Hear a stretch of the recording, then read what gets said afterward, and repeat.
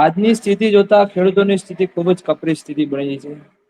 તાજેતરના જ આપણે વાત કરીએ જે કમોસમી વરસાદ અને વાવાઝોડાના લીધે હમણાં જ ખેડૂતોને અહીંયા મેં બનાસકાંઠાથી બિલોંગ કરું છું. જે બનાસકાંઠા ઉત્તર ગુજરાતમાં જે સ્થિતિ વાવાઝોડા અને કમોસમી વરસાદને લીધે આર્થિક ખૂબ જ નુકસાન અહીંયા થયું છે.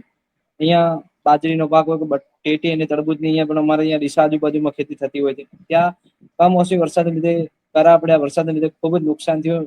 એના લીધે આર્થિક સ્થિતિ ખૂબ જ ખેડૂતોની નબળી છે. આ વખતે બટાકાના પણ ભાવ નથી. અને સરકારે જે મેક્સિમમ રિટેલ પ્રાઇસ જે ખરીદીની વાત ચાલી હતી કે અમે ખરીદી કરીશું.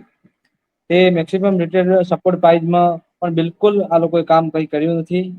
આ વખતે રાયડો ખરીદીની વાત થઈ. આ લોકો રાયડો જે આજથી 10 વર્ષ પહેલા જે 5-7 વર્ષ પહેલા ભાવ હતા એ ભાવ અત્યારે એના ડબલ થઈ ગયા ખાતર બિયારણમાં. અત્યારે માત્ર નાટક મિનિમમ